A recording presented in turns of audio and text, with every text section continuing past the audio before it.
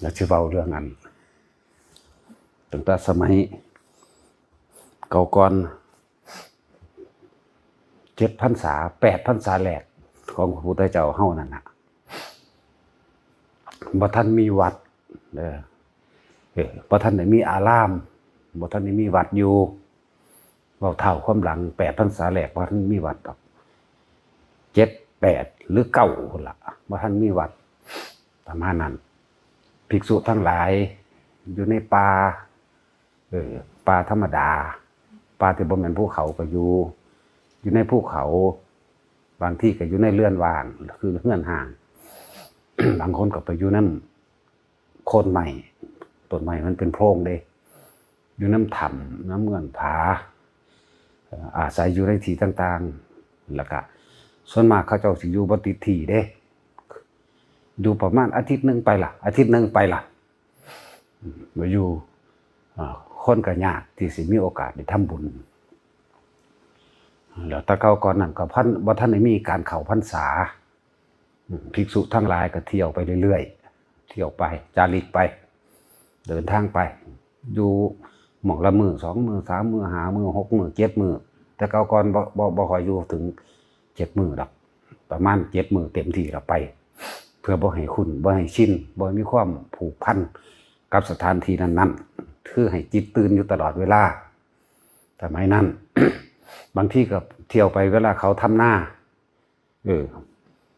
เวลามันคนดำให้ดำหน้าปลูกฝ่ายปลูกยังก็แล้วแต่บางที่มองหันมันเป็นน้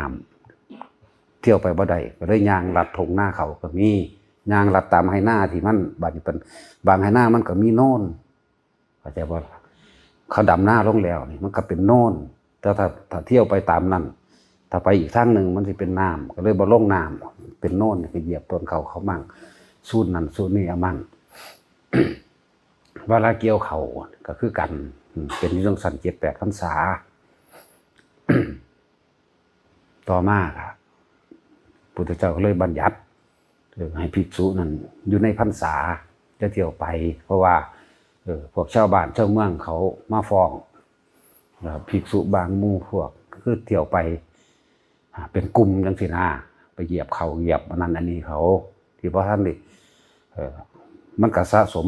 ปัญหาเรื้อรังมาเรื่อยๆตั้งแต่เริ่มต้นแรกนั่นแหละ อีกอย่างต่อมาเพิ่นก็เลยว่าให้ภิกษุนั้นอยู่จำพรรษาภายใน3 เดือนนี่เป็นเริ่มมาเรื่อย เพื่อว่า1ถ้าภิกษุอยู่กับที่บุคคลที่มีศรัทธาบุคคลที่ต้องการฟังธรรมก็ได้เข้าไปฟังธรรมมั่งต่อมาก็มีมาอีกเรื่อยๆจนถึงอานาปิณฑิกะเศรษฐีที่เป็นผู้มีความศรัทธาในพุทธศาสนาอย่างแรงกล้าก็เลยไปขอซื้อเอาปลาของเจ้าเชษฐ์เรียกว่าราชกุมาร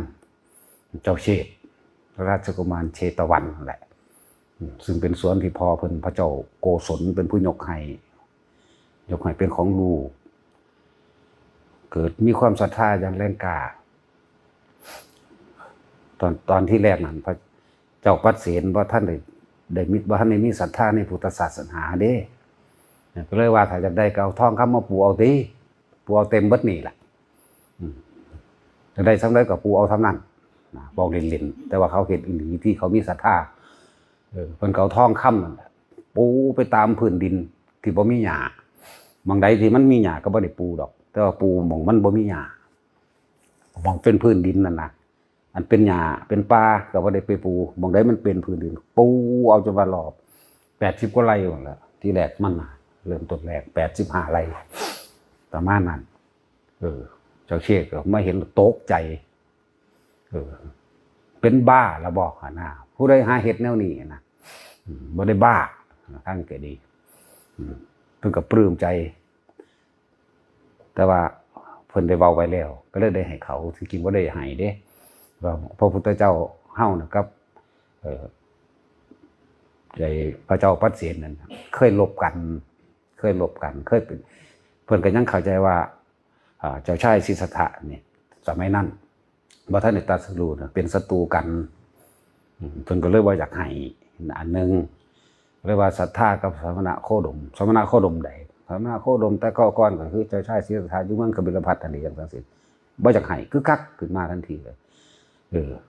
บัดนี้อาณาบิณกเศรษฐีก็เลยเว้าตามธรรมดาแล้ว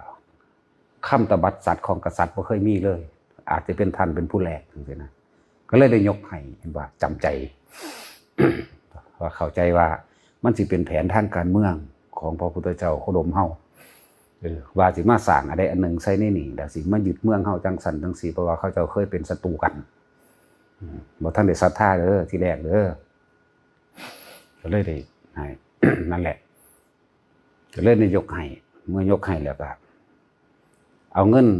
ที่มันเป็นเงินบ่นี่จ้างสร้างจ้างอันนั้นอันนี้จ้างหาใหม่หายังเบิดเงินเท่าใด100 ล้านพันล้านหมื่นล้านเพื่อละแต่จะแม่นเทียบซุมื้อก็เท่าใดหมื่นล้านอยู่ดีแล้วก็นิมนต์พุทธเจ้ามาขอให้รับให้พุทธเจ้าก็เล่งไปในการข้างหน้าคำนี้บ่ทันมีผู้ใดเทศแต่ว่าเฮาก็เทศอยู่เรื่อยๆดอกว่าอันต้นแรกที่ว่าภิกษุเที่ยวไปจังสันจังสี่เขาเจ้าก็เว้าอยู่ดอกเที่ยวไปเหยียบตามต้นน้ำล้ำเขาเหยียบให้เหยียบนั่นนี่ของเขาเจ้าก็เว้าอยู่เทศอยู่แต่ว่าความลึกล้ำในพุทธวิสัยนั่นน่ะมันบ่ค่อยมีผู้ใดเทศเรื่องว่าเพิ่นมองไปในการข้างหน้าเพิ่นเห็นว่าต่อไปป่าในทุกเขตแคว้นคือประเทศต่างๆนานาสารพัดสิเกิดมีการเป็นเจ้าของคือพวกเขาเห็นว่าวรรณอุทยานแห่งชาติป่าไม้หรือยังก็ว่าไปนี่แหละมันเลยเป็นเจ้าของยังความลำบากให้ภิกษุทั้งหลายในการต่อไปเพิ่นเล่งเห็นแล้วอีกอย่างหนึ่งเพิ่นให้โอกาสถ้าประเทศใดเมืองใดแคว้นใดที่เจ้าฟ้ามหากษัตริย์ทั้งหลายเข้ามานับถือพุทธศาสนาประเทศนั้นที่บ่วางเว้นจากพระอรหันต์นำอย่างหนึ่งเพราะว่าอย่างถ้ากษัตริย์นับถืออันใดประชาชนก็คล้อยตามอันนั้นเองนั่นแหละที่มันมีคำว่าชาติศาสนาพระมหากษัตริย์ในคำว่าประเทศไทยของเฮาเป็นตัวอย่างก่อน อันนี้เว้าเพื่อให้ความเข้าใจอย่างหนึ่งซื่อดอกอีกอย่างหนึ่งในเนื้อยะที่พระพุทธเจ้าเฮามองเห็นการไกลว่าภิกษุเที่ยวไปไม่มีอารามไม่มีที่อยู่กับที่แล้วก็หมู่กษัตริย์ทั้งหลายนะบ่มีโอกาสยากเพราะว่ายากหนุ่งยากในการเมืองในการปกครองเมืองดูแลประชาชนนั้นๆนี่หลายอย่างบ่มีโอกาสบ่มีเวลาสิทำบุญหม่องใดก็สร้างแต่สมัยตะกี้แต่ว่าสิไปหาพระองค์นั้นพระองค์นี้บางทีเพิ่นก็ย้ายหม่องแล้วย้ายหม่องหันย้ายหม่องนี้เขาบ่ค่อยมีเวลาเด้ซั่นพุทธเจ้าเล็งเห็นตัวนี้นำเล็งเห็นจุดใหญ่คือเล็งเห็นจุดใหญ่คือต่อไปป่าใหม่ภูเขาต่างๆนานาสิเกิดมีเจ้าของนี่จุดใหญ่มั่นในการต่อไปข้างหน้าภิกษุสิอยู่ยากและลำบากผู้ทรงธรรมผู้ทรงวินัยผู้สินำธรรมะของจริงออกเผยกระจายสู่โลกเนี่ยบ่มีหม่องอยู่แล้วสิถูกเบียดเบียนเป็นที่ลำบากเพิ่นก็เลยเร่งเบิ่งว่าในการศาสนาของพระพุทธเจ้าองค์นั้นเคยเฮ็ดมาจังไดน้อเร่งไปเพิ่นก็ไล่เบิ่งในพุทธเจ้าหลายพระองค์นั่นแหละเร่งเบิ่งศาสนาของพระพุทธวิปัสสีแล้วก็เร่งมาเรื่อยภะกุสันโธภะโกนาภะกัสสปะก็ว่านี่คือเป็นพุทธประเพณีของพระพุทธเจ้าแต่ละองค์ก็ต้องเฮ็ดแบบนี้มันเร่งไปพยานของพระองค์เร่งไปอีกอย่างหนึ่งก็เป็นการเปิดโอกาสให้บุคคลมีที่ทำบุญมีที่ปฏิบัติธรรมมีสถานที่ที่อยู่กับที่เพิ่นก็เลยรับและเปิดโอกาสให้บุคคลหลายๆคนได้มีโอกาสได้สร้างรากแก้วแห่งพุทธศาสนาทางวัตถุอย่าลืมว่าทางวัตถุเด้หมายถึงว่าการสร้างวัดนี่เองการได้สร้างแผ่นดินสงฆ์วิหารเนี่ยแล้วก็ได้มีสถานที่อันสิเป็นปฏิบัตินะอุปถากอุปถัมภ์ บุคคลผู้ทรงธรรมบุคคลผู้รักษาธรรม เพิ่นก็เลยหลับหลังจากที่เจ้าอานาปิณฑกะเศรษฐีพุทธเจ้ามารับให้แล้วก็แผ่นดินสะเทือนถึง7 ขั้นแผ่นดินสะเทือนวันไหวถึง7 ขั้นนั่นแหละหมู่เทพเทวดาทั้งหลายอนุโมทนาสาธุกับอานาปิณฑกะเศรษฐีว่าต่อไปนี้คนทั้งหลายสิบ่ได้เที่ยววิ่งหาหมู่พระอริยสงฆ์ทั้งหลายในหม่องทำบุญบุคคลที่ขนขวายในการทำบุญมีอยู่บุคคลที่ขนขวายในการถามขออัดขอธรรมมีอยู่บุคคลที่ขนขวายในการที่จะปฏิบัติตนเองให้พ้นจากทุกข์มีอยู่ผู้ทรงฌานมีอยู่ผู้กำลังจะทำให้ถึงซึ่งอริยมรรคมีโสดาสกิทาคามีอยู่ก็เลยอนุญาตให้รับ แล้วก็เปิดโอกาสให้บุคคลทั่วไปได้สร้างวัดคำว่าบุคคลทั่วไปถ้ากษัตริย์สร้างเพิ่นที่สร้างเพราะว่าอย่างเพิ่นมีอำนาจอยู่แล้วเพิ่นเป็นยังคือบ่รับของกษัตริย์ก่อนหมู่แล้วแผ่นดินที่กษัตริย์เป็นผู้ถวายไว้คือวัดเวรุวันนี่เป็นวัดแรกแต่ว่ามันเป็นอย่างคือแผ่นดินบ่สะเทือน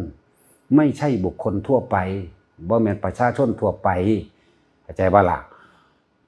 ส่วนอานาปิณฑกะเศรษฐีเนี่ยเป็นประชาชนทั่วไปจากว่าล่ะถึงเพิ่นสิเป็นเศรษฐีก็สร้างแต่นั้นเคยเป็นคนยากจนมาก่อนเด้ล่ะ แล้วก็เป็นของที่สร้างได้ยากจากว่าล่ะคือคนธรรมดาเฮาเห็นเศรษฐีหลายๆคนยากอยู่เด้นะถ้ากษัตริย์สร้างมองได้ก็สร้างเด้อประชาชนหุ่มใส่เนาะลุ่มเด้แต่ว่าคนทั่วไปสร้างบ่ค่อยมีผู้ใดเข้าไปหุ่มแบบนั้นมีแต่ลูกน้องบริวารหรือจ้างเอาจังซั่น เพิ่นเลยเปิดโอกาสให้ประชาชนหรือบุคคลทั่วไปได้มีโอกาสได้สร้างวัดวาอารามอันเป็นเขตของพุทธสถานเขตในการปฏิบัติธรรมนี่คือที่มาที่วัดแรกบ่แม่นวัดเชตวันวัดแรกเป็นวัดเวรุวันสวนไผ่นี่วัดเชตวันต่างหาก เป็นหยังจังเอิ้นเชตวันหลังจากเจ้าเชษนั่นนะหรือเจ้าปัจเจนทิโกศลนั่นนะมานับถือพุทธศาสนาแล้วก็เลยแบ่งส่วนหนึ่งหน่อยๆทั้งหนาเขาวัดจักบ่ล่ะขอซื้อผมใส่น้ำในเด้อก็เลยเอาซื้อเจ้าของใส่เลยตั้งชื่อว่าวัดเชตวันจักบ่ล่ะเจ้าของเป็นกษัตริย์อยู่ในเมืองเพิ่นพร้อมใช่ว่าสาวัตถีนั่นแหละอยู่ในเมืองเพิ่นนั่นแหละเลยเอาซื้อเจ้าของใส่โดยเจ้าของมีอำนาจนำแต่ว่าอานาปิณฑกะเศรษฐีบ่ได้หวงซื้อดอกบ่ได้เอาซื้อดอก เอาตรงที่ว่าเฮาได้สร้างวัดได้สร้างอารามได้ให้บุคคลทั้งหลายได้มาร่วมประชุมกันในการฟังธรรมในการปฏิบัติธรรมแล้วก็เป็นที่อยู่อาศัยของหมู่ภิกษุสงฆ์ทั้งหลายแล้วก็ได้เป็นที่ทั้งเป็นที่จำพรรษาทั้งเป็นที่ศูนย์รวมการทำบุญเกิดขึ้นนั่นแหละจังว่ามีมาเป็นแบบนี้ คือพวกเฮาทั้งหลายเดี๋ยวนี้ที่สร้างวัดใหญ่ๆผู้เดียวเลยนี่เฮ็ดบ่ได้คือเพิ่นเนาะนี่แหละจังว่าหลวงพ่อจึงให้โอกาสแต่ละคนผู้ละบาทร่วมกันสื่อธรณีคือแผ่นดินอันเป็นพุทธสถานสร้างเป็นพุทธสถานสถานแหล่งรวมความรู้เลยนี่คือพุทธสถานสร้างวัดนั่นแหละบอกภาษาเฮาง่ายๆว่าได้สร้างวัด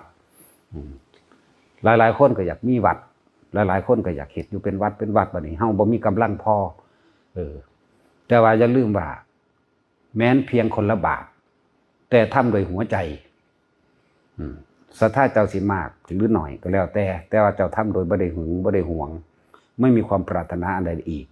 มีแต่ว่าขอให้บุคคลประชาชนทั้งหลายได้มีสถานที่ปฏิบัติธรรมฟังธรรมรับใช้ธรรมทรงต่อธรรม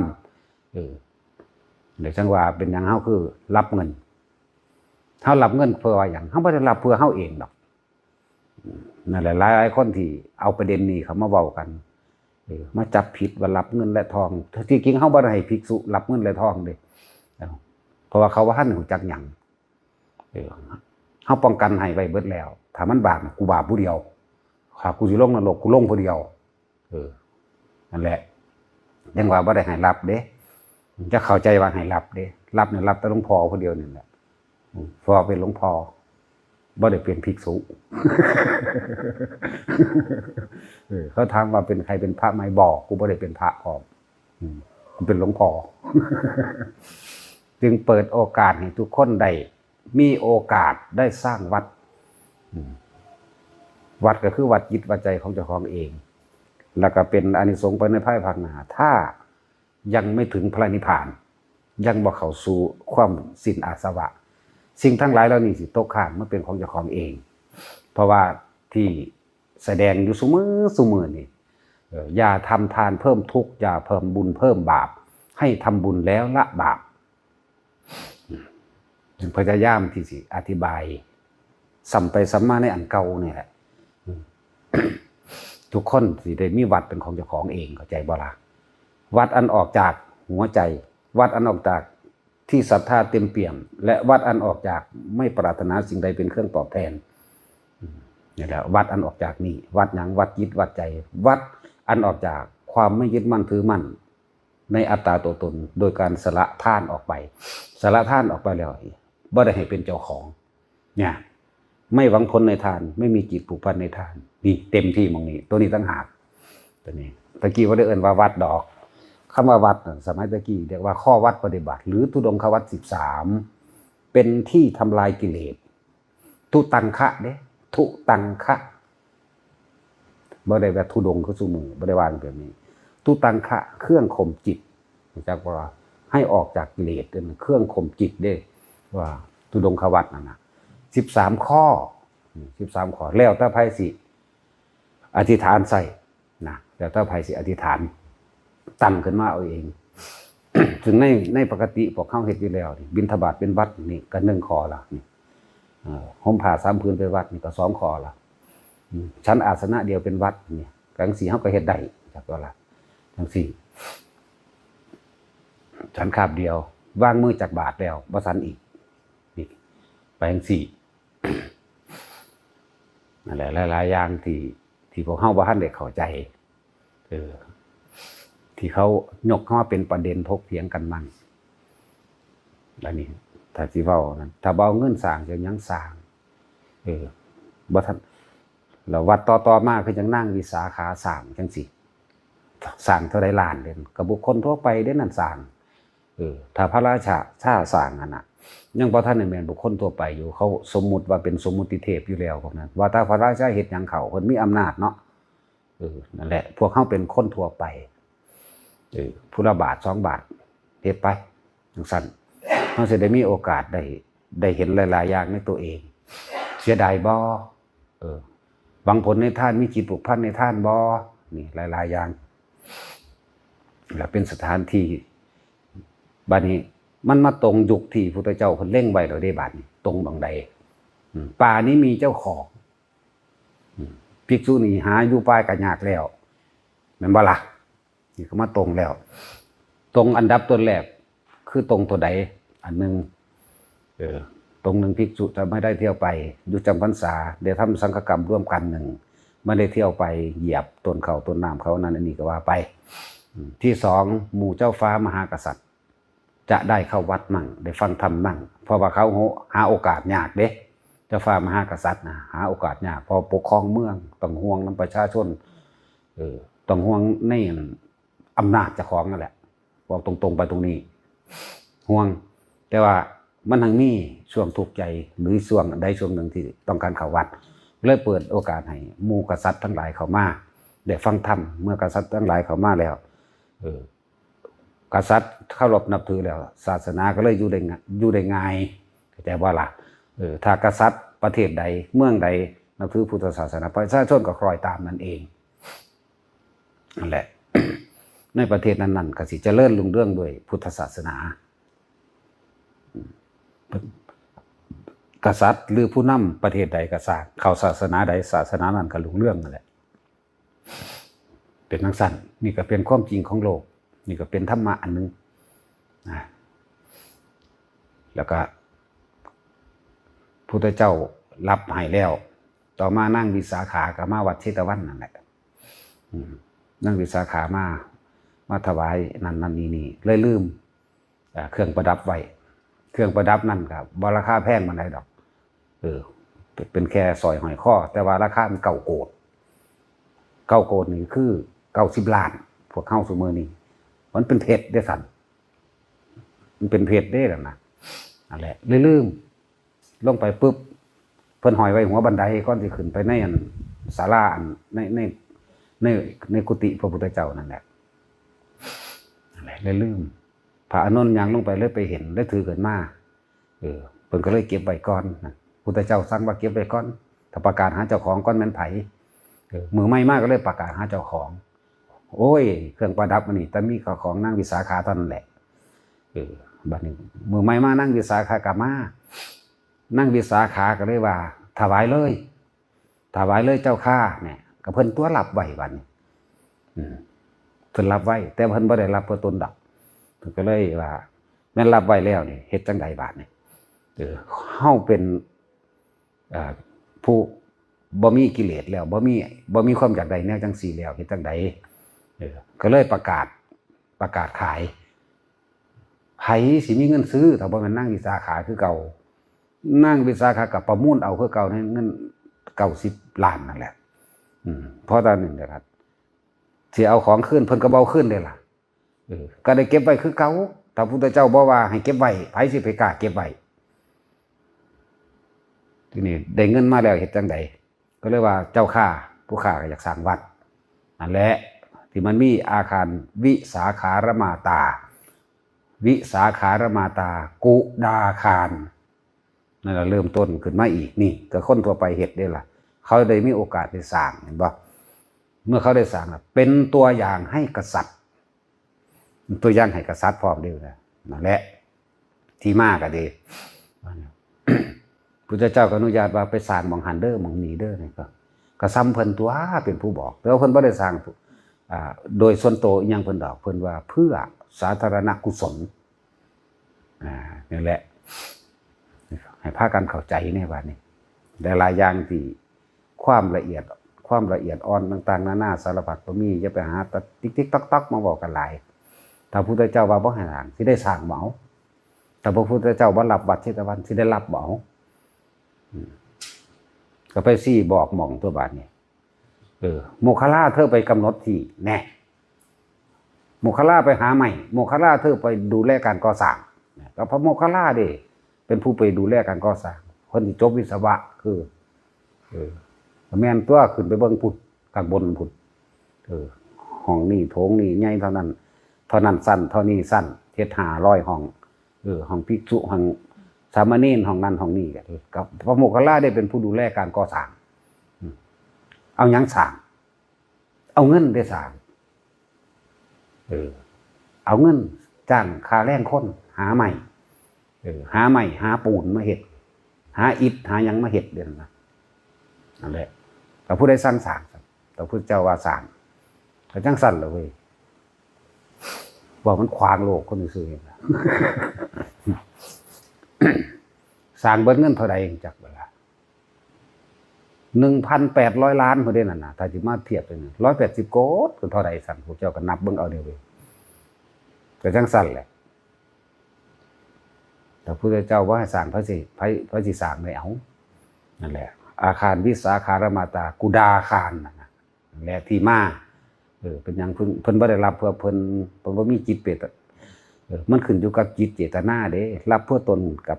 บรับเพื่อเป็นสาธารณกุศลมันคนละอย่างกัน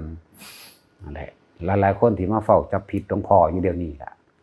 แต่ของบ่รับก็ยังให้ผู้อื่นเฮ็ดคือเจ้าของแหมเวลาไปเติมน้ำมันเอาพรได้โยมมันมีเยอะเติมน้ำมันแล้วเท่าไหร่เต็มถังยะถาบาลีวาหางโคตรแม่มันสิเอาอยู่บ่เข้าใจบ่ล่ะรถห้างไปซ่อมเปลี่ยนนั่นเปลี่ยนนี่เอารับพรมันมีอยู่บ่วะเข้าโรงพยาบาลไปถอนแขวถอนออกมาแล้วเอารับพรนั่นแหละแต่บ่ใส่เงินที่ใส่หยังคิดเบิ่งว่าตะบวชนี่ก็ได้ใส่เอา นี่คือความจริงบ่แม่นจินตนาการบ่แม่นจินตนาการได้ยินได้ฟังจากผู้อื่นที่จริงหลวงพ่อบ่ได้ผู้ใดรับอยู่แล้วเด้ล่ะหลวงพ่อแม่นพระได้หลวงพ่อเด้จักก็ล่ะบ่ได้แม่นพระเด้แล้วก็บ่แม่นภิกษุอีกกูเป็นหยังเป็นหลวงพ่อเขาเอิ้นหลวงพ่อก็หลวงพ่อล่ะป้องกันให้เบิดทุกอย่างแล้วภิกษุอยู่นี่บ่ได้ให้รับเงินและทองเพราะว่าบ่ได้เข้าใจว่ารับเพื่อหยังรับเพื่อหยังตัวเองน่ะรับเพื่อหยังนั่นน่ะแล้วก็บ่แม่นว่ามาค่อยจะผิดว่าบ่ตรงกับข้อวัดปฏิบัติในจินตนาการกูที่กูจำมาจากหนังสือเด้ตื้อไว้ก็เลยไปทางใดก็สิไปเที่ยวอยู่นั่นแหละวัดใดบ่เงินสร้างกันขี่รถไปสิไปลงหม่องหันสิไปลงเมืองนี้รับพรบัดนี้มันสิเอาอยู่บ่เอารับพรเด้อบัดนี้ยะถาบาลีวหามีอยู่บ่เขาเอาพรบ่ไปถอนแขวเขาเอาพรบ่ไปเอายาแก้ปวดหัวเขาเอาพรบ่เติมน้ำมันเขาเอาพรบ่เลยจะถกเถียงกันหลายอย่าเอาความยึดมั่นถือมั่นของเจ้าของมาตำหนิผู้อื่นไหมตัวเองเป็นผู้ยึดมั่นถือมั่นเองอยากให้ผู้อื่นเฮ็ดคือเจ้าของถ้าอยากเฮ็ดเช่นนั้นได้ต้องไปอยู่คนเดียวไม่รับเงินและทองต้องไปอยู่ผู้เดียวในขอวัดของตัวเองนะอยู่ในป่าผู้เดียวโลด แต่อยู่ในบ้านก็เกี่ยวคือเก่าจะเป็นสั้นแหละบ่รับเวลาสิเดินทางไปกันขอผู้นั้นขอผู้นี้อยู่เขาว่าเด้เนาะเขาว่าบ่รับเว้ยขอหมู่อยู่ขอญาติอยู่เพิ่นก็ยังอนุญาตเด้เนาะขอญาติได้ขอบุคคลผู้ปรารถนาได้แต่ว่าบ่รับก็จะขอตัวย่างเอาตลอดรู้ตัวเข้าใจบ่ล่ะพวกตำหนิดูนั่นนะพวกยึดมั่นถือมั่นยึดกับอะไรก็ทุกข์กับอันนั้นแหละก็เบิ่งเนาะมันก็มีบัญญัติและอนุบัญญัติอยู่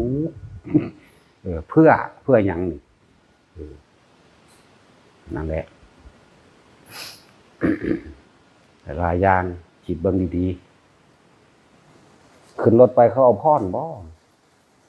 เอาเงินให้กูเห็นว่าเอาสู่คนอยู่เนี่ยเนาะอยู่ในนี่ถ้าอาหารเนาะขาดแคลนเขาก็ได้ซื้อให้เห็นบ่ผู้ใดเจ็บไข้ได้ป่วยก็บ่ได้ให้พระผู้นั้นถือไปได้ล่ะ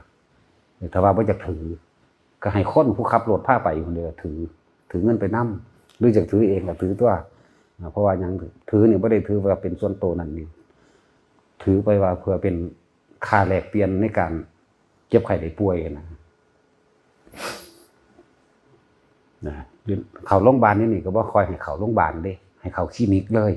ใช่บ่ล่ะแล้วก็มีแต่แนวสะดวกสบายอยู่แล้วถ้ามันสิผิดหลวงพ่อสิผิดเองรับบ่เองบ่ทุกอย่างอยู่นี่ลงนรกก็ลงเอาเองดอกนั่นแหละจังว่าแต่ของบ่รับก็จะมาจับผิดผู้อื่นว่ารับจังซั่นบ่ถือกับจริตนิสัยกูไงลองไปบวชหมู่อื่นก็เบิ่งดูถ้าบ่ใส่เงินเอาเริ่มต้นแต่ที่แรกเลยโลดว่าเบิ่งดูมันมีอยู่บ่นะความจริงเขาก็ใส่เบิดทันแหละนี่คือเฮาสงเคราะห์ได้ให้โอกาสพอเฮาตรงตัวเองได้แล้วเฮาตั้งตนได้แล้วตั้งตนเองได้แล้วเรียกว่าผู้ใดมีศรัทธาในความจะมาปฏิบัติหลวงพ่อสิเป็นเจ้าภาพใ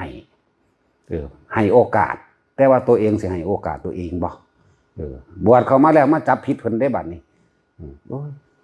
บ่เป็นคือกูว่าเลยคือมันไปแบกความรู้ตำรามาดินี่เลยเฮาเบิ่งความเป็นจริงเพิ่นก็ยังว่าให้ผิดไปอยู่พัฒนาตัวเองไปเรื่อยต่อเข้าไปในสังคมอะไรอันหนึ่งมันได้ใส่ก็ได้ใส่ต่อแต่เฮ็ดแบบนั้นน่ะต้องไปบวชผู้เดียวเริ่มต้นแรกว่าบวชที่แรกก็ได้ใส่เงินคือเก่าแหละบ่ซื้อผ้าบ่วะเนาะเฮ็ดจังได๋สั่นไปห่มเปลือกไม้ไปทุบเปลือกไม้ซุมื้อนี่เขาบ่ปลูกปอแล้วหาปอมาถักบ่ได้ฝ่ายก็เขียนบ่เป็นอีกเนาะใส่คือเก่าเป็นจังสิว่าใส่บางหม่องทางแพงก็นี่บางหม่องน่ะถ้าบ่มีเงิน 3-4 หมื่นบ่ได้บวชเด้อตอนนี้เฮาตั้งตนได้แล้วเฮาก็เลยให้โอกาสแต่ละคนแต่ว่าอย่าแบกความรู้มาแต่แบกความรู้มา มันไปอยู่ตะกับผู้อื่นมันบ่เคยอยู่ในตัวเอง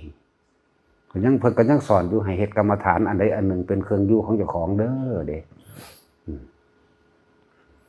นั่นแหละ แล้วเฮาก็ให้โอกาสกับบุคคลทั่วไปได้มีส่วนร่วมในการสร้างวิหารโรงทานโรงธรรมกุฏิสร้างหนังสือธรรมะให้โอกาสทุกๆคนได้นี่บ่ได้ว่าเอาหลายได้บัดนี้เอาพุละบาทไหมเนาะมันจังบ่เสียดายหนึ่งไม่เป็นที่เสียดายพร้อมแล้วก็ต้องบ่ได้ไปอธิษฐานขออย่างอีกมันหน่อยแล้วก็บ่ได้ไปหาเว้าอวดว่าอ่างคนอีกกูท่าน100,000ได้ล้านหนึ่งได้อีกเพราะว่ามันหน่อยมันอยากอายคนนำมันเลยนิ่งไว้บาทเดียวนึงกูบ่กล้าเว้าเข้าใจบ่ล่ะเฮ็ดซ้ำนี้บ่ได้ว่าหลายเด้อล่ะว่าพุละบาทให้โอกาสแต่ละคนนะครับเท่าสิได้มีส่วนรวมอะไรอันหนึ่งในพุทธศาสนาเป็นเจ้าภาพบวชเนี่ยบ่ล่ะของบางอย่างมันบ่มีคำว่าเจ้าภาพบวชก็บ่แม่นว่าผู้เดียวบักหลายเด้ล่ะผู้ละบาท2 บาทเอามาร่วมแล้วได้เฮ็ดเบิดทุกอย่างนี่ล่ะศาลาก็ได้เฮ็ดศาลาลงธรรมก็ได้เฮ็ดโรงทานก็ได้เฮ็ดว่าตะลงธรรมว่าตะลงทานเวชจักขุดีสวมสุขาจักว่าล่ะแล้วก็ย่านพาหนะต่างๆและทุกอย่างในของในบริการ8ของทรงนี่ก็แล้วก็เครื่องอำนวยความสะดวกหรือรถหรือน้ำมันบ่ทุกอย่างในนี่แหละปลูกต้นไม้ขุดน้ำบาดาลนี่เป็นบุญกุศลอันหาประมาณบ่ได้มันสิส่งผลจนถึงเขานิพพานพุ่นเด้ยิ่งการขุดบ่อน้ำเพื่อให้คนได้กินได้ใช้เดินทางไกลสร้างศาลาโรงทานจังซี่สำหรับคนเดินทางไกลสำหรับผู้หิวโหยสร้างศาลาโรงธรรมเพื่อได้ยินได้ฟังหนทางขอวัดปฏิบัติเพื่อให้ตนออกจากทุกข์บ่แม่นมาแล้วทุกข์เก่าๆว่ามันบ่ตรงกับกูอ่านไว้เนี่ยนี่เป็นจังซี่แหละ จังว่าหลายๆอย่างที่บ่ได้เข้าใจปลูกต้นไม้รักษาห้วยน้องของเบิงตอนนั้นลำธารสร้างสะพานและถนนเด้ล้วนแล้วแต่เป็นกุศลเด้เนี่ยสาธารณกุศลบ่แม่นสาธารณประโยชน์ ประโยชน์จริงอยู่แต่ว่าโดยประโยชน์เป็นประโยชน์โดยกุศลเป็นหนทางของบุคคลผู้ชาญฉลาดที่พาเหตุพุทธเจ้าทุกพระองค์เฮ็ดมาแนวนี้เบิดนั่นแหละนะพาหมู่เฮ็ดแนวนี้แหละ แต่บ่พาเฮ็ดไผจะพาเฮ็ดแต่ว่าเป็นแล้วหลายๆคนที่ว่าถ้าวันบรรลุธรรมแล้วนะจึงบอกแล้วว่าอย่ามาเด้อถ้าสู้เก่งแล้วนั่นน่ะอย่ามาก็ยังบอกอยู่กูบ่มีความรู้ก็ยังว่าอยู่เพราะว่าหยังกูเฮ็ดนำพระพุทธเจ้า เดี๋ยวก็ว่าอ้างคำบอกพระพุทธเจ้าอีกละผู้ใดบ่อ้างแบบนี้สร้างวัดใดก็สร้างที่ว่าวัดบ่มีพระพุทธรูปน่ะบ่มีจักวัดดอกแม่นบ่มีพระพุทธรูปเล็กหินอินพุนไส้แก้วก็วาดเอาอยู่ไหมเนาะวาดรูปเจ้าของบ่เนาะไปจังซั่นแล้วบ่จักซะแล้วอานิสงส์การสร้างพุทธรูปเพิ่นบ่สอนโดยตรงก็ว่าเพิ่นบ่สอนเป็นหยังคิดเอาในไปหยังสมัยเป็นมโหสถบัณฑิตนั่นน่ะวิจิตรพิสดารเหลือเกิน4 กิโลพุ่นน่ะเจาะเมืองเข้าไปทำสงครามกับพระเจ้าจุลนีพรหมทัตเพิ่นเมืองอยู่วิเทหะเมืองวิเทหะเจาะเข้าไป4 กิโลไปทะลุโผล่ขึ้นในกลางวังไปจับเอาของไปจับเอาแม่เอาเมียเอาลูกของพระเจ้าจุลนีพรหมทัตมาเป็นตัวประกันจักว่าล่ะแต่ว่าเขาบ่ได้โหดร้ายเด้ล่ะเขาคือเชื่อมสัมพันธ์เพิ่นบ่ได้โหดร้ายแต่ก็ว่าผ้าวิจิตรพิสดารปั้นแกะสลักภาพพระหิน4 เดือนแล้ว4 กิโลอีกจังซั่นแล้วก็คิดเอาตัว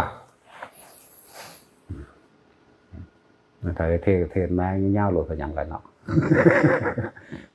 พระพุทธรูปแขนหักนิ้วหักนิ้วมือหักเพิ่นก็ไปต่อขึ้นเกิดกลายเป็นคนมีผิวพรรณงามผ่องใสจักบ่ล่ะเว้าโลดบาดนี้ศูนย์แล้ว ผิวพรรณงามผ่องใสพร้อมพวกกันเดี๋ยวผู้ใดไปยกพื้นเทพื้นขึ้นอีกซับไม่สุดเข้าใจบ่ล่ะแล้วก็ยกพระพุทธรูปให้ขึ้นสู่ที่สูงยกฐานะชีวิตการเงินการงานของเจ้าของขึ้นพร้อมเนี่ย มันเป็นหยังสิบ่เบาเด้อมันได้เบาเบาย่าวๆโลดเราบ่เอาเงินเฮ็ดมันเอาหยังเฮ็ดเด้อนี่จ้างคนอยู่เอาคนเฮ็ดเขาก็ยุ่งยากนำทำมาหากินเขาจะมาเฮ็ดให้อยู่บ่จังซั่นตัวนะครับผู้ใดพอใจที่สิเฮ็ดก็มาเฮ็ดผู้ใดบ่พอใจก็จะมาตัวก็จะเฮ็ดตัวเนาะมันสิไปบังคับใจของไผได้เดี๋ยวนี้มันบ่ใจล่มกักขังฉันเถิดกักขังไปนะมันสิไปบังคับใจไผได้นั่นแหละอย่าลืมอาคาตาโรตถาคโตนี่แม้เราตถาคตเป็นแต่เพียงผู้บอกทางเท่านั้นอย่าลืมเด้อให้เนยจะบอกวิธีทำบอกวิธีปฏิบัติเท่านั้นแต่ว่าเฮาบ่อาจสามารถไปเปลี่ยนความคิดใครได้บุคคลผู้นั้นเปลี่ยนเอาเองนะนี่เราบอกว่า เฮาก็ได้แต่แค่แนะนำหนึ่งส่วนการกระทำผู้นั้นต้องไปเฮ็ดเอาเองเด้อย่าลืมแต่ละคนนี่บอกไว้โลดเฮาบ่สามารถไปเปลี่ยนความคิดใดๆดอกนี่แหละจังว่าความรู้ปัญญามันเอาให้กันบ่ได้ต้องเกิดขึ้นจากความเพียรและประสบการณ์ของบุคคลผู้นั้นฉะนั้นเฮาจึงแนะเป็นกลางๆไปบ่มีรังเกียจใครจักคนเด้สิร้ายคือหยัดมาเอกสารเฮาก็หักคือเก่าคืออีแต้วข้อโตนี่แหละ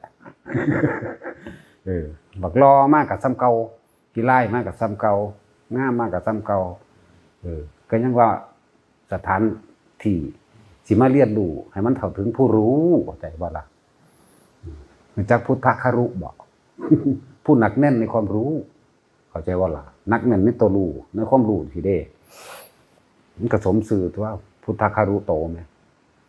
นักแน่นในความรู้แต่ว่าในความรู้เฮาก็เอาให้อยู่แต่ว่าบุคคลผู้นั้นต้องไปฝึกหัดเอาเองเด้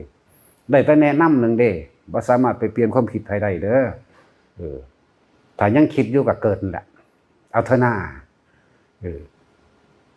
แต่ยังคิดเข้าไปยึดติดกับสิ่งใดก็ทุกข์กับสิ่งนั้นแหละแต่ก็บ่มีผู้ใดเฮ็ดให้เจ้าของทุกข์ได้ดิเจ้าของทำเจ้าของเองดินั่นแหละแต่เฮ็ดได้ก็พระพุทธเจ้าเฮ็ดแล้วสวรรค์และนรกบ่มีผู้ใดมาเฮ็ดให้เฮาได้เฮาไปเฮ็ดเอาเองไปเอาเองนิพพานเฮาเฮ็ดเอาเองไปเอาเองเด้เฮาก็เว้าประจำอยู่ตัวพระเอาบุญให้ไผบ่ได้ดอกเอาศีลให้ไผบ่ได้ดอกเอาปัญญาหรือว่าละกิเลสตัณหาให้ไผบ่ได้ดอกบุคคลผู้นั้นต้องเฮ็ดเอาเองเป็นเอาเองยึดกับสิ่งใดก็ทุกข์กับสิ่งนั้นแหละแม้กระทั่งยึดนิพพานก็ยังทุกข์กับนิพพานลองเบิ่งกันแหมภาษาหยังก็ขอรอแค่แลแค่นี้จะไปยึดอันแค่บ่ตรงกับอันนั้นบ่ตรงกับอันนี้นะจึงบอกว่าคนที่รู้แล้วอย่ามาหลวงพ่อนี่บ่มีความรู้เฮ็ดน้ำเพิ่นตั้งแต่ทำบัตรยังบ่กล้าทำเอาเองเนาะเอาหลวงตาได้พาทำบอกขนาดนั้นแหละทำเอาเองบ่เป็นต้องให้หลวงตาบัวซุมื้อก็เปิดหลวงตาได้พาทำเอา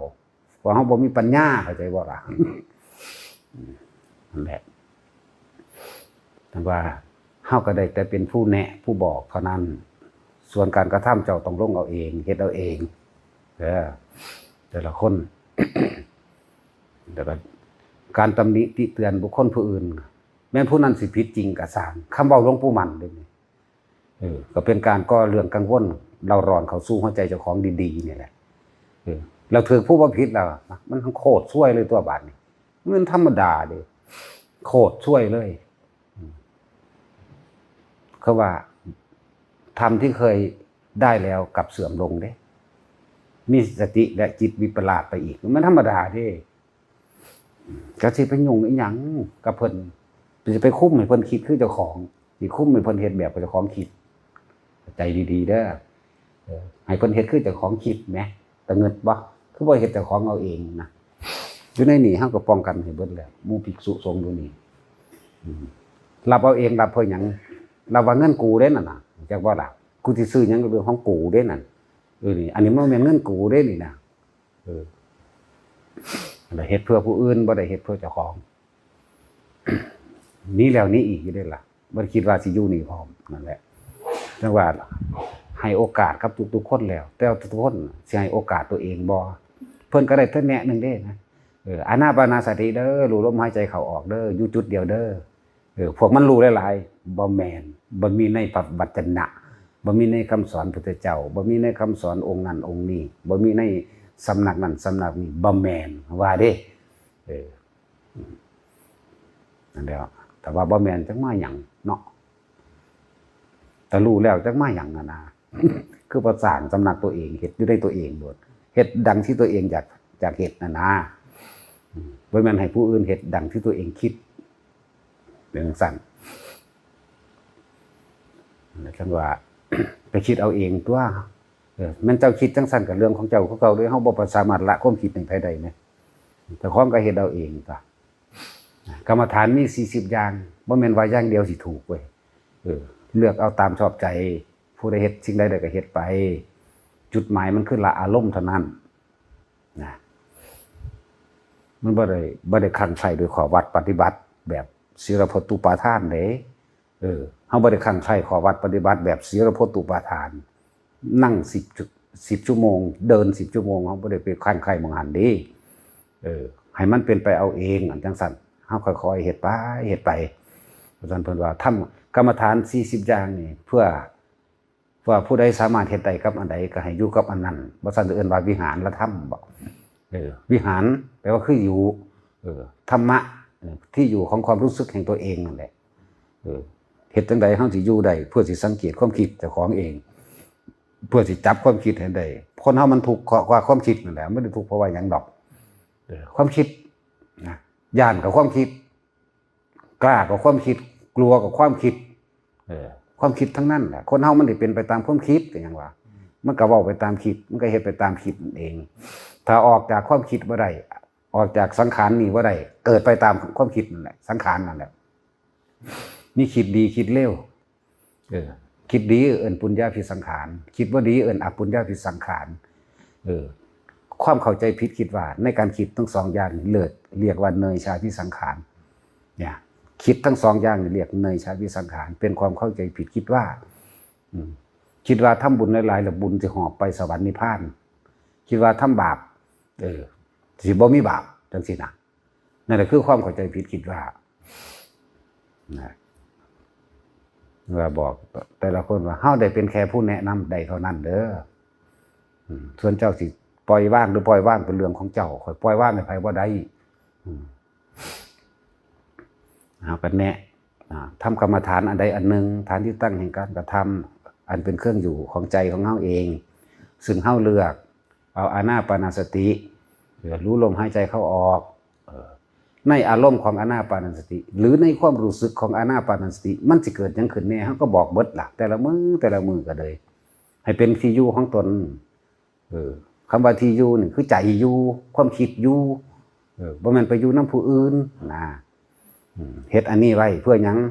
เพื่อสิจับผิดความคิดของเจ้าของเองเพื่อสิดึงมาเพื่อสิรู้มันเพื่อสิให้ท่านมันเนี่ยนั่นแหละเมื่อว่าได้ไปคลั่งไคล้กับการจะเป็นนั่งรับตาอยู่ที่ละ10 ชั่วโมงดอกบ่ได้ไปคลั่งไคล้อยู่การเดินจงกรมอดเข่าหรือย่างไปตามหนามเพ่งไปตามไฟเขาบ่ได้ไปคลั่งไคล้นั้นจักอย่างนั่นแหละอันนี้มันง่ายแล้วก็เลยแนะอันนี้ให้มโนมยิทธิเฮาก็สอนตะกี้เฮาก็สอนคือกันนั่นแหละแล้วก็ภาพเป็นบ้านำภาพฝันนั่นแหละบาดนี้ว่างบ่เป็นได้บาดนี้อดีตนั่นอดีตนี่ไปแล้วให้ไปเห็นเพื่อให้สลดสังเวชเคยเกิดเคยตายมาหลายเดือนไว้ตายเกิดมาเท่าใดภพเท่าใดชาติได้แล้วนะให้ไปเห็นแนวนั้นน่ะที่ว่าเฮ็ดเราเห็นจังซั่นจังซี่นั้นอนาคตต่อไปสิเป็นแบบนั้นอนาคตต่อไปก็เกิดไปตายเกิดไปเก็บเกิดไปป่วยเกิดไปพากจากสิ่งที่รักเนี่ยให้ย้อนเข้ามาเบิ่งบ่งนี้ตั้งหากแต่ว่ามันแม่นติโอ้ยชาติแต่ก่อนมึงแย่งผัวกูกว่ามันไปหั่นละบาดนี่ศูนย์ใส่กันอีกได้ว่าพุ่นน่ะอ้าวมันบ่แม่นแนวเป็นกูฟาดทิ่มซะเนี่ยเพิ่นสอนดีเพิ่นสอนถูกแล้วแต่ว่าเจ้าของเปลี่ยนความคิดบ่เป็นเลิกไปยึดติดบางทีเคยเป็นศัตรูกูว่ะจากคนเคยรู้จักกันกลายเป็นศัตรูไปเลยก็มีนี่ไหมมันยึดความคิดไหมมันธรรมดาดิแนวจังสิจังว่าเลิกบ่สอนแล้วแนวนั้นน่ะก กสิณมื้อนี้เฮาก็สอนได้เบิดนั่นแหละกสิณ10อย่างวางอารมณ์แบบใดความรู้สึกแบบใดเกิดขึ้นแบบใดไปแล้วเฮาก็เฮ็ดเป็นเบิดนั่นแหละอสุภะ10อย่างจังซี่มันเลยฮอด10พุ่นไล่เบิ่งที่ผมมีเท่าใดขนมีเท่าใดพุ่นมันนับได้พุ่นเด้เนื้อมีจักชิ้นไปแล้วแต่ชิ้นชื่อบ่ได้เนื้อคนเฮามีจักชิ้นจักตอน300เอ็นใหญ่900เอ็นน้อยเท่าใด9,000ชื่อเอากันว่านี่เขาเอิ้นความรู้จำนี่แหละเขาเอิ้นความรู้จำความรู้จำอันนี้เอาไปเถียงกันได้บ่นี่เจ้าของบ่ได้รู้แกล้งจริงได้นี่เข้าใจว่าล่ะรู้นำผู้อื่นเดินความรู้จำอย่าเชื่อเข้าใจว่าล่ะพุทธเจ้าบอกว่าบ่ให้เชื่อเด้ล่ะเนาะจนกว่าว่าจะทดสอบทดลองด้วยตัวเองความรู้ใดก็ตามที่ได้ถูกพร่ำสอนกันมาหรืออ่านจากตำราหรือผู้มีปัญญาพร่ำสอนแม้แต่เราตถาคตอย่าเชื่อถ้าพวกเธอทั้งหลายไม่ได้พิสูจน์ด้วยตัวเองจงพิสูจน์ด้วยประสบการณ์ในความภาคเพียรของตนเองและปัญญาของตนเองนั่นแหละเมื่อรู้แจ้งเห็นจริงแล้วอยู่ที่ว่าท่านจะวางหรือไม่วางต่างหากนี่ล่ะขนาดนั้นเลยด้วยกันแหละครับพระพุทธเจ้าเพิ่นให้พระสารีบุตรไม่มีบุคคลผู้ใดที่สามารถแสดงธรรมได้วิจิตรพิสดารเหมือนพระศาสดาเลยว่าสิว่าเพิ่นสิว่าดีได้บ่สารีบุตรเธอรู้ความคิดเราเหรอคนต้องรู้กว่านั้นเด้จังสิบอกกับเพิ่นแบบนั้นได้เข้าใจบ่ล่ะลึกคือยังได้อันนี้เนาะเข้าใจว่าตาสินเจ้าต้องรู้ความคิดเจ้าต้องรู้ความเป็นมาของพระพุทธเจ้าเลยเจ้าสิวางซั่นใดนั่นขนาดเพิ่นก็ยังหายไงเธอจะกล่าวเช่นนั้นเลยเธอรู้ความเป็นมาแห่งเราตถาคตเหรอเธอรู้การกระทำของตถาคตเหรอเธอรู้ว่าตถาคตคิดอย่างนี้ที่คิดอย่างนี้ทำอย่างนี้เป็นเช่นนี้เหรอนี่นะมันธรรมดาเด้ปัญญาสำนึกหลับได้บ่เนาะบัดนี้เนาะมันไม่ธรรมดาเด้พระอานนท์ก็สนับสนุนอีกเด้ในตัวข้าพเจ้าก็เข้าใจว่าเช่นนั้นเลยนะเธอกำลังกล่าวด้วยศรัทธาของตัวเองแล้วจะให้ผู้อื่นเชื่อตามที่ตัวเองเชื่อบ่วิมันบ่ธรรมดาเด้พระพุทธเจ้าเฮาอย่านำศรัทธาของตัวเองไปทำให้ผู้อื่นเนี่ยนั่นมันเป็นความศรัทธาของตัวเองจะไปบังคับผู้อื่นให้เป็นคือเจ้าของเข้าใจว่าพอดะทั้งภาษาริบุตรทั้งพระอานนท์โดนมื้อนั้นธรรมดาบ่ล่ะบางคนก็บอกว่าเฮาปั่นอยู่น้ำเนาะก็กูบ่อยู่น้ำกูสิเว้าได้บ่เนี่ยก็ต้องรัดดักไว้ก่อนได้เป็นจังซั่นเข้าใจบ่บุซ้ำนึงคือเขาบอกกูฮู้เบิดนั่นแหละกูฮู้มึงคิดหยังเนี่ยนี่มั้ยพวกคนทั้งหลายมันว่ากันนั่นเขาเฮ็ดตาจังเงียงเดี๋ยวเบิ่งมันบ่ก็สร้างกูจักมันคิดหยังบ่ดีปานบ่ฮู้จักความคิดเขามึงบ่เว้าอยู่มึงคิดล่ะว่ะเนาะเป็นปานนั้นเด้คนแล้วเพิ่นบ่ได้ให้เชื่อหยังง่ายๆจนกว่าสิพิสูจน์ด้วยตัวเองเชื่อบ่เชื่อก็สร้างเด้ตัวนั้นเมื่อเข้าไปถึงแล้วเจ้าสิว่างหรือบ่ว่างก็สร้างเด้ผู้หนึงภาวนาถึงขันธ์นิพพานถึงเสมอกันแต่ผู้หนึงยึดผู้หนึงบ่ยึดนี่เข้าใจว่าล่ะผู้หนึ่งยึดผู้หนึ่งบ่ยึดผู้หนึ่งปล่อยผู้หนึ่งยึดเนี่ยต่างกันอยู่เด้มีอยู่เด้อยึดคือเอาไปยืนยันคือเอาไปตัดสินแต่บ่เห็นอารมณ์ของตัวเองนี่เห็นเหมือนกันรู้เหมือนกันแต่ว่าผู้หนึ่งปล่อยเลยผู้หนึ่งไม่ปล่อยนั่นแหละเป็นจังซั่นผู้หนึ่งปล่อยผู้หนึ่งบ่ปล่อยมันเที่ยวไปยืนยันตัดสินเพิ่นก็เลยว่าที่สุดของอวิชชาคือวิชาคือความรู้นั่นแหละเพิ่นให้ว่างทั้งเบิดเลยต้องหมดรู้บ่ซั่นสิมีคำว่าอสังขตะบ่อสังขตะธรรมแปลว่าไม่คิดนึกปรุงแต่งแสวงหาอีกแล้วเด่นบ่คิดเลยแล้วก็แล้วเนาะจบเลยเด่นนะถ้ายังคิดยังให้เหตุผลกันอยู่มันอารมณ์เกิดแน่นอนรู้เหมือนกันเห็นเหมือนกัน แต่ว่าผู้หนึ่งยึดผู้หนึ่งไม่ยึดเข้าใจบ่ล่ะโอ้ยเว้าปานนี้ซ้ำนี่สิรับหยังได้เด้เนาะ จักสิมาอธิบายเห็นหยังก็พ่อกำกานี่ แหละจังว่าพุทธเจ้าเพิ่นก็เป็นแต่เพียงผู้บอกทางส่วนผู้เดินทางเฮาต้องเป็นผู้เดินเองลงมือเองหลวงพ่ออันนี้ก็บอกทางซื่อๆเอาตามทางที่มันง่ายจะพูดถึงเรื่องถนัดหมดโดยเฉพาะเรื่องในกรรมฐาน40ถนัดทั้ง40อย่างแต่ว่าเอาสิ่งที่ง่ายและเหมาะสมคนที่มีจริตติดไทยแบบใดก็สร้างมันก็มีจริต6ทอกันนั่นแหละแล้วแต่มันสิเกิดขึ้นบุคคลผู้มีจริตเป็นผู้มักโกรธมันเป็นหยังจังมักโกรธที่จริงมันบ่แม่นจริตมักโกรธเด้จริตที่เป็นราคะจริตเป็นราคะที่ยินดีพอใจแต่ว่ามันบ่ถือความยินดีพอใจมันเลยสูญขึ้นได้นั่นรู้จักว่าล่ะมันกลับกันเด้อมันกลับกันแต่เว้าดีน้ำมวลน้ำจังซี่คุณดีใจเด้ถ้าเว้าบ่ดีน้ำเด้นั่นมันก็สูญขึ้นล่ะเรียกว่าผมเป็นโทสะจริตตัวซั่นมันมี6อย่างทอกันนั่นแหละเชื่อเลยก็มีคิดพิจารณาไตร่ตรองสะก่อนจังเชื่อก็มีสัทธาจริตพุทธจริตเห็นบ่ล่ะราคะจริตโทสะจริตโมหะจริตวิตกจริตจังซั่นแล้วพวกประสาทพวกวิตกจริตบ่แม่นเนี่ยนั่นแหละพวกประสาทจังซั่นตะเนาะอีเตียวประสาท พวกประสาทอีข้อโตจังซั่น คนเฮามันมีจริต6เสมอกันขึ้นอยู่กับเหตุการณ์ปัจจุบันที่กระทบด้วยตาด้วยหูด้วยจมูกด้วยลิ้นด้วยกายลงสู่ที่ใจ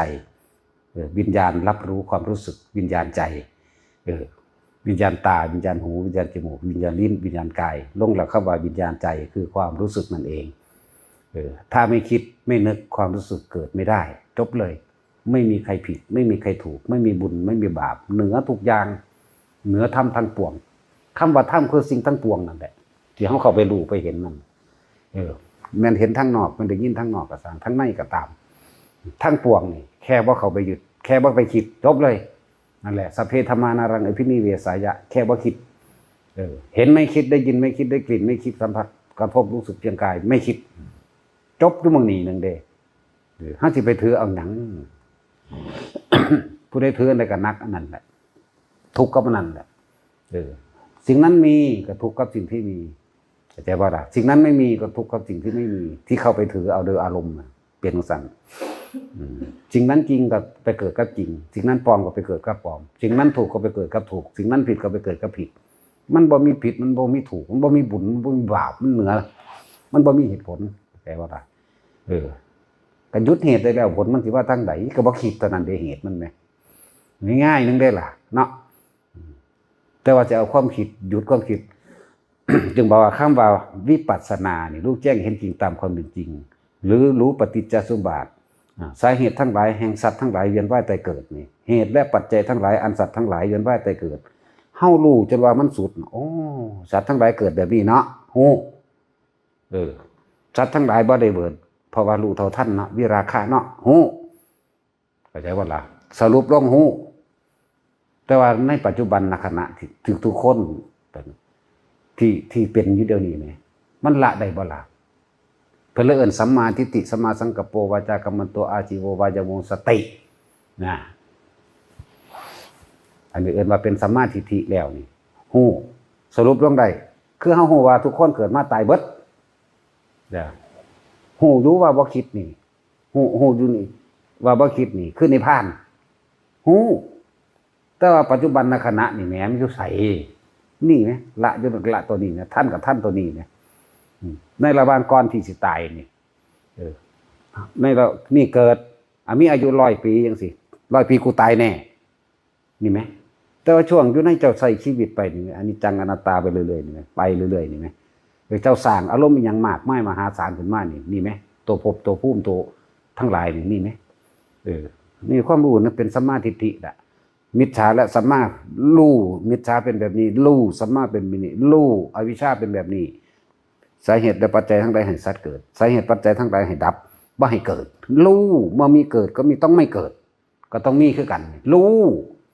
นี่เอิ้นว่ารู้จักบ่ล่ะแต่ว่าในรู้ตัวนี้ล่ะเจ้าสิละรู้ได้บ่นี่แหมเจ้าสิละตัวนี้ได้บ่นั่นแหละรู้คิดรู้สังขาร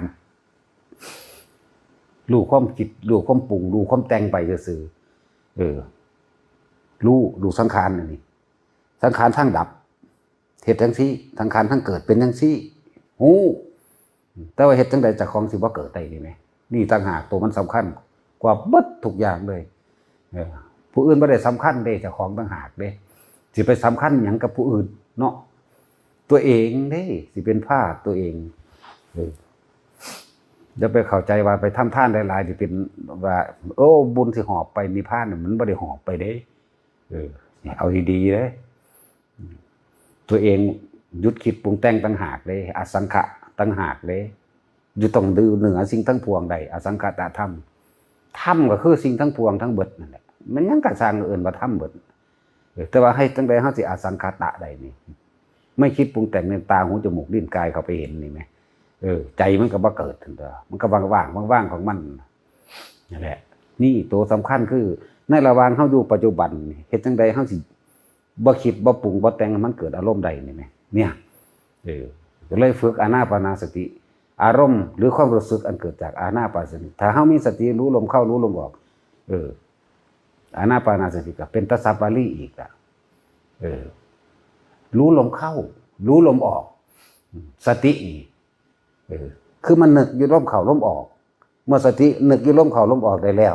ปีติก็เกิดที่เฮาใส่ศัพท์เฉพาะที่จริงมันบ่ได้เฉพาะดอกแต่คนเรียนรู้เข้าไปจริงๆอุณาโลมมันก็มีมาตั้งสมัยใดแล้วอุณาโลมน่ะแปลว่ากลางระหว่างคิ้ว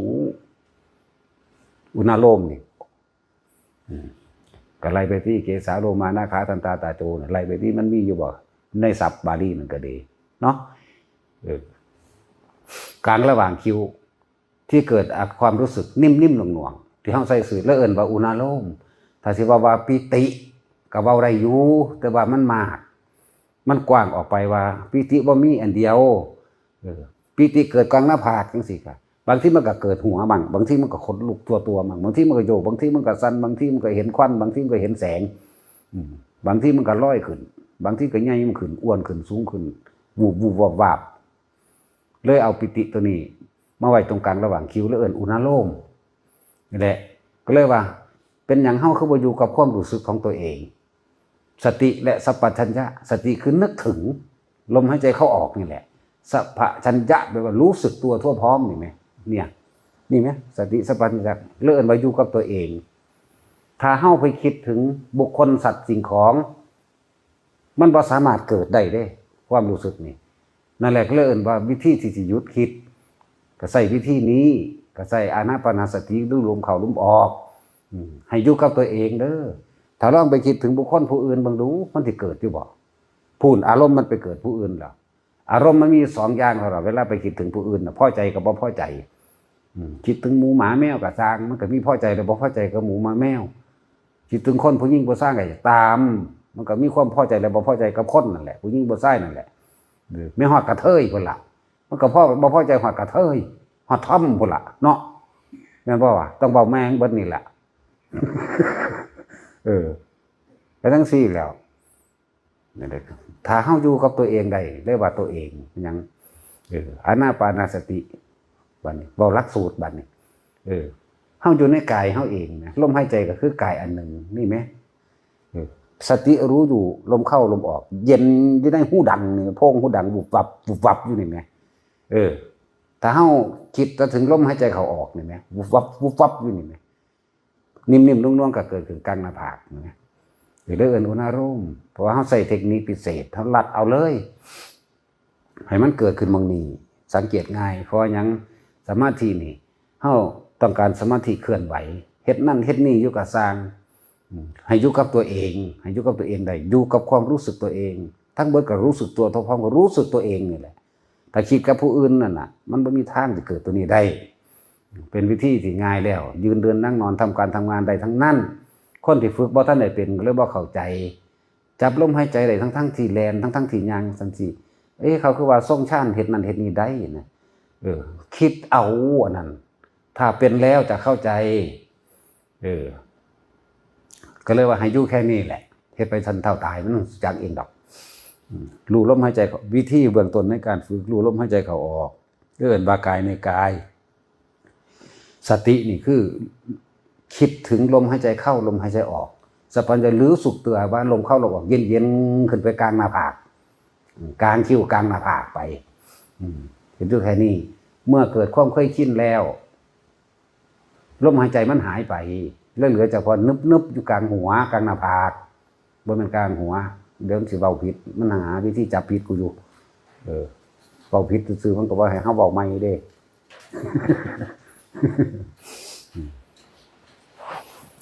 ระหว่างกลางหน้าผากกลางนี่ตัวของนี่นึบอยู่หั่นลมบ่มีก็สร้างนั่นมันเป็นการชานสองแล้วจักว่าล่ะเพ่งเข้ามาในอารมณ์ที่สองสื่อมันซื่อๆได้ว่าชานประเชนอย่างนั้นน่ะสื่อมันเพื่อให้เกิดความเข้าใจซื่อๆนั่นแหละมันก็ลมหายใจบ่มีแต่ว่ายางไปพุ่นยางพี่ตาเหลียวบางคนเหลียวบางพี่ฟังเสียงนกเสียงกาห้องเว้ยๆวากๆแต่ว่าความคิดเฮามันบ่แล่นไปน้ำเสียงกาเสียงรถเสียงคนเสียงหมาความคิดบ่ไปมันก็เลยนึบๆอยู่คือเก่าเรื่องว่านี่แหละอยู่ในความรู้สึกตัวนี่แหละบ่ไปอยู่ในจินตนาการกับใดๆทั้งสิ้นตัวนี้นี่เป็นปัจจุบันนี่เป็นสติหรือว่าสติรักษาอยู่เป็นทำนี้ตัวที่สามมันเคลื่อนไปเองดอกตัวนั้นโจจิตเบากายเบาเสวยสุขในนามกายว่าธรรมกายก็ได้หังบ่แม่นวัดธรรมกายเด้ผีกายแห่งธรรมคือความรู้สึกแห่งตนสิเป็นความรู้สึกอิ่มอยู่หั่นน่ะนั่นแหละเรียกว่าธรรมกายอันนั้นน่ะอันใดอันหนึ่งเกิดขึ้นกระทบได้ภายนอกภายในถ้าเฮาบ่คิดบ่นึกไปมันก็ดับตัวดับเย็นตัวแต่ดับแล้วก็บ่กังวลก็บ่ร้อนแต่มันบ่คิดไปจักว่าล่ะมันก็เริ่มตั้งแต่ขั้นที่1ที่2ที่3ไปนี่แหละบ่แม่นชั้นที่4ดอกชั้นที่4ได้กำลังดีอยู่ถอยออกมาส่งไว้ตัวบัดนี้โอ้ยบ่สิไปเว้าชั้นที่4ที่5อยู่นั่นเนาะภาษาพระกำกาไปก็เลยเอาที่1ที่2ให้มันคล่องก่อนเถอะนาเนี่ยรู้ลมเข้าออกเรามีอาการนิ่มนวลอยู่กลางหน้าผากนี่เอิ้นว่าชั้นที่1บัดนี้ลมหายใจหายไปทั้งที่เฮายางอยู่นี่ถ้าเฮ็ดนั่นเฮ็ดนี่อยู่ความคิดมันบ่เกิดมันก็นึบๆอยู่กลางหน้าผากเอาซ้ำนี่แค่นี้บ่ต้องไปยังมากบัดถ้ามันหายไปเด้จังกลับมาเริ่มต้นใหม่ด้วยลมหายใจรู้ลมเข้ารู้ลมออกเฮ็ดอยู่ซ้ำนี่นี่แหละมันชินแล้วมันสิเป็นของมันเองดอกต่อไปนั่นเขาจะเป็นเองเขากับเขาเจ้าของนี่แหละเขาใช้ว่าล่ะต่อไปนั้นเราจะมีหน้าที่รู้เฉยๆรู้หยังรู้เห็นทั้งตาทั้งหูทั้งจมูกทั้งลิ้นทั้งกายกระทบสัมผัสรู้โดยไม่คิดนี่แหมก็บ่ยึดทั้งตัวรู้โดยบ่คิดดอกนั่นแหละก็เลยหาวิธีเอาความคิดทั้งเบิดมาไว้หม้องนี้ซะก่อนนะมาไว้กลางคิ้วกลางหน้าผากนึบๆๆๆนี่น่ะนั่นแหละถ้าว่านึบๆๆๆถ้าผู้บ่เป็นมันก็คิดให้มันเป็นมันจังซั่นจังซี่นึบแบบใดวะน่วงๆนิ่มๆก็ว่าแบบใดว่าแม่นล่ะถ้าผู้เป็นแล้วมันเข้าใจได้ล่ะบางคนก็ว่าเป็นโตนๆบางคนก็ว่าเป็นหยู่ๆบางคนก็เป็นตุบๆบางคนก็เป็นหยุมๆนั่นแหละภาษาธรรมแท้ๆคือความรู้สึกมันบ่แม่นภาษาเว้าภาษาเขียนผู้ใดสิถ่ายทอดด้วยความรู้สึกของเจ้าของออกมามันเลยแทนความรู้สึกได้คำเว้าคำเขียนนั่นน่ะจังซั่นบ่มีไผเฮ็ดให้ไผได้เฮ็ดเอาเองเด้ออย่าลืมหลวงพ่อนี่ทั้งเว้าตรงๆอยู่แล้วบ่เว้าพื้นไผเด้เว้าต่อหน้าเนาะยายศิลป์บ่เว้าพื้นคนเป็นเด้มันบ่จอยๆมีสมองหยังอยู่บ่ดอกเปิดโทรศัพท์อีหยังไว้เขาทำวัดอีห่าน่ะก็บ่จับฟาดเข้าป่าพุ่นนี่กูเนี่ยโอ้ยมาอยู่เท่าใดปีแล้วนี่เนาะผู้ใดเข้ามาเปิดโทรศัพท์ปิดเสียงไว้เด้อบาดนี้เวลานี่เป็นเวลาเข้าเฝ้าพุทธเจ้าได้ที่พวกเฮาพากันทำวัดอยู่นั่นน่ะมันแม่นของเล่นเด้จักว่าล่ะอุ้ยเฉพาะบ่มีสมองหยังล่ะเนาะเอาไปเกิดไปเป็นควายซะบ่คือจังซั่นแล้วหลายอย่างอยู่ได้เกี่ยวกับภิกษุนักบวชทั้งหลาย ปฏิบัติบ่ดีบ่ชอบอย่าลืมเด้อที่เคยเว้าอยู่เด้เอาว่าจะไปเป็นควายใส่เขาสัตว์ละเม็ดเขาบ่ได้เว้าเล่นได้เว้าจริงเด้มันธรรมดาเด้อเว้าจริงๆเด้อพวกเจ้าว่าได้มาโดยง่ายแต่ว่าเจ้าใส่ขึ้นโดยยากเด้แต่เจ้าบ่ดีถ้ามีเหตุอย่างใดอย่างหนึ่งอันกรรมจำเป็นให้ได้สึกออกไปหรือนั่นออกไปเป็นหยังแต่ว่าเจ้ามาคือขนองอย่างของเจ้าอยู่ในจังซี่อย่าลืมได้ใส่หนี้ขึ้นเบิด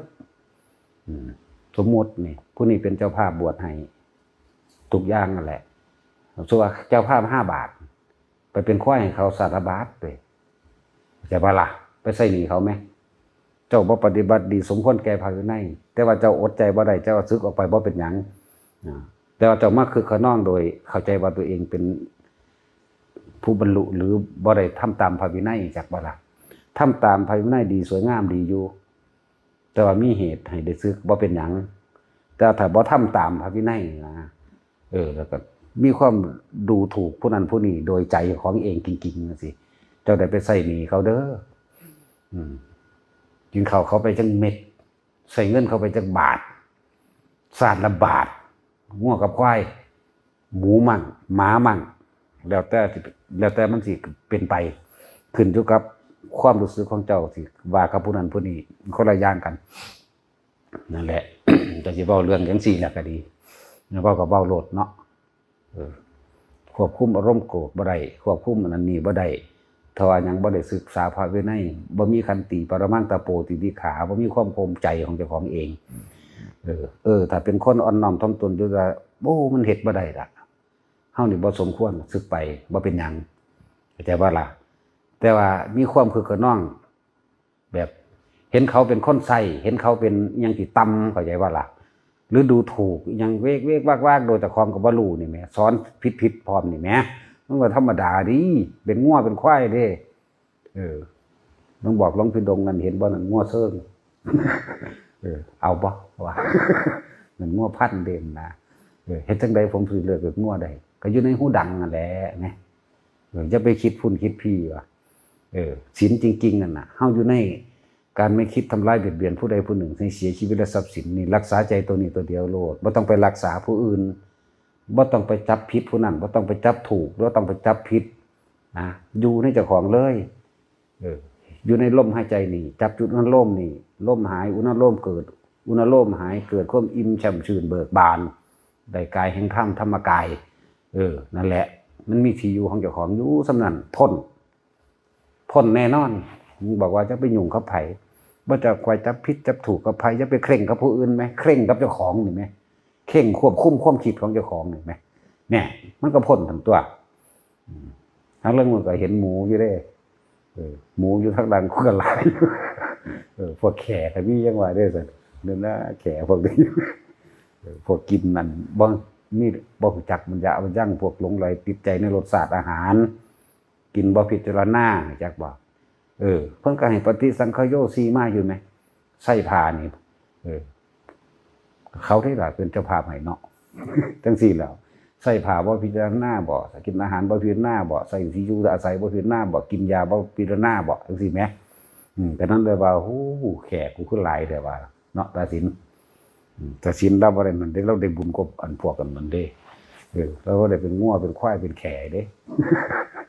จังซั่นแหละหลายๆอย่างฉะนั้นให้ทุกคนนั่นน่ะรักษาตัวเองนะอย่าไปรักษาผู้อื่นนะอย่าไปรักษาข้อวัดปฏิบัติผู้อื่นรักษาใจรักษาความคิดของเจ้าของวิปัสสนาเป็นนั่งรับตาอยู่หั่นสมาธิเป็นนั่งรับตาหยังอยู่หั่นให้มื่นตาขึ้นมาเบิ่งในปัญญังกิเลสเกิดจากใจจากว่าล่ะบุญเกิดจากใจบาปเกิดจากใจเฮ็ดจังได๋สิละได้ก่อนที่มันเกิดเป็นความรู้สึกขึ้นมาได้มันเกิดขึ้นจากหยังมันเกิดขึ้นจากตาจากหูจากจมูกจากลิ้นจากกายซะก่อนแล้วสาเหตุของมันจริงๆคือหยังความคิดจิตเป็นผู้คิดผู้นึกผู้ปรุงผู้แต่งแสวงหาจิตตัวเดียวนี่เด้เฮ็ดจังได๋สิควบคุมจิตคือความคิดนี่ได้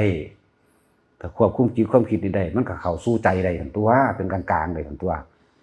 จึงบอกว่าอย่าไปเอาข้อวัดปฏิบัติไปจับผิดจับถูกผู้อื่นให้อยู่ในเจ้าของมันเป็นของเด่นเด้อพวกเฮาตะสิเอางัวเอาควายไถนา เขาก็เคยบวชมาก่อนแหละจากว่าล่ะ มันมีละเอียดลึกซึ้งลับซับซ้อนกว่านั้นอีกเด้มันคิดได้ซ้ำนี้เว้าซ้ำนี้แหละเอาสมาทาน